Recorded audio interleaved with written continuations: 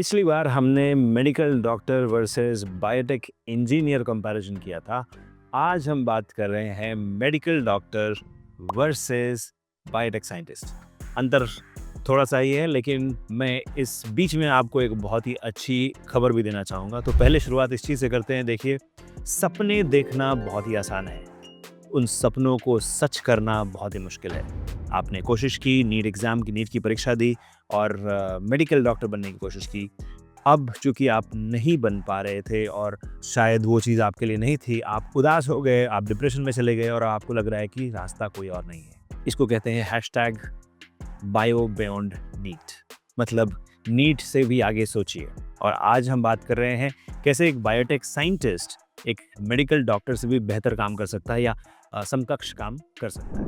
अब इसको एक बहुत ही आसान शब्दों में मैं बताना चाहूँगा। मान लीजिए कि अगर आप एक डॉक्टर होते तो आप दिन भर में कितने पेशेंट्स देखते? 100, 200, 500? उससे ज़्यादा तो नहीं देख सकते थे। कितनों की जान बचा पाते? शायद 50% या 90% की जान बचा पाते। हाँ, कुछ पेशेंट्स हैं जिनका केस खराब हो गया, अब बहुत ही ज़्यादा बीमार है तो आप उनको नहीं बचा सकते। लेकिन अगर आप एक साइंटिस्ट बन जाओ तो आप 100-500 की नहीं, एक दिन में 5000 लोगों की जान बचा सकते हो, शायद करोड़ों लोगों की जान बचा सकते हो। कैसे? अब मैं आपको एक छोटी सी खबर दूंगा। ये खबर आज सुबह ही तड़के मिली मुझे। तो foundation of neglected disease research करके एक बेंगलोर में ऑर्गेनाइजेशन है जिसको बोलते हैं FNDR। उन्होंने कोलैबोरेशन किया है डेव हेल्थ कंपनी के साथ और इन्होंने AI इस्तेमाल करके एक नई दवा बनाई है जिसकी वजह से आप डेंगू को आप ठीक कर सकते हैं और डेंगू में वो दवा दी जा सकती है।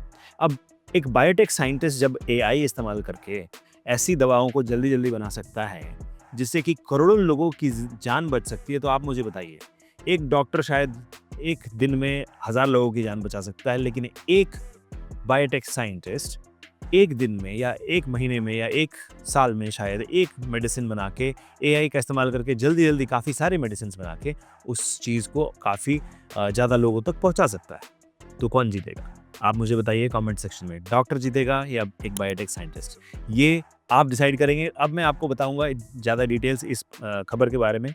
तो डेव्स हेल्थ करके एक कंपनी है जिसने foundation of neglected disease research के साथ कोलैबोरेशन किया और इन्होंने AI इस्तेमाल करके एक ऐसी डेंगू रोधी दवा का विकसित किया है जिसका नाम है DHFLV003B। और इस कंपाउंड को इन्होंने अपने AI प्लेटफॉर्म डेव्स हेल्थ OS के जरिए डिज़ाइन किया है और ये एक ऑपरेटिंग सिस्टम इन्होंने बना दिया है। इसकी वजह से अब इसकी इसी तरीके से कई और जो बीमारियां होती हैं जो वायरस की वजह से होती है उसको भी ठीक किया जा सकता है। तो पहले राउंड में इन्होंने 9 दवाएं बनाई, ठीक है, और इन 9 कंपाउंड्स में से 3 जो दवाएं बनी हैं वो काफ़ी ज़्यादा प्रभावी हैं, जिसमें से सबसे ज़्यादा प्रभावी जो है वो है DHFLV003B और इसकी जो हिट रेट है 33% है। मतलब कि शुरुआती दवा खोज में यह असाधारण माना जाता है।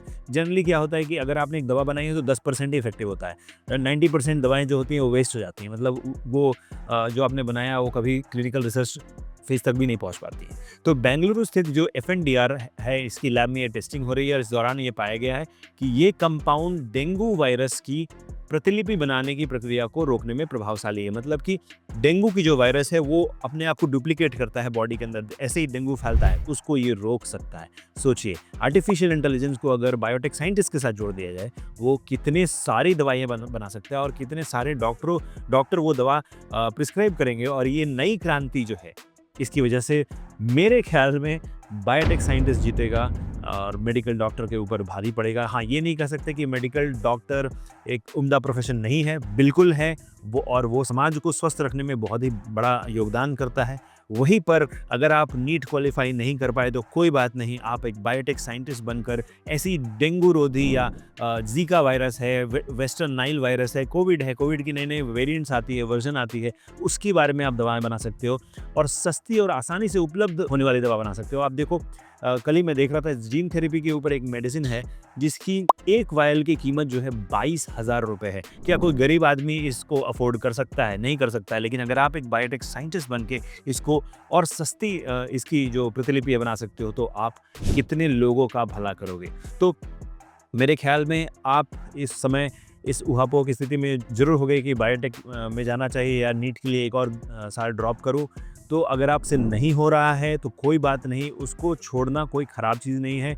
कछुआ पेड़ नहीं चढ़ सकता है, लेकिन कछुआ तैर सकता है, बंदर पेड़ चढ़ सकता है। तो हर किसी का अपना-अपना एबिलिटी होता है। तो इस वैश्विक खोज को इस्तेमाल करते हुए मैं आपको ये बताना चाहता था कि वर्ल्ड में, इस विश्व में बहुत कुछ किया जा सकता है।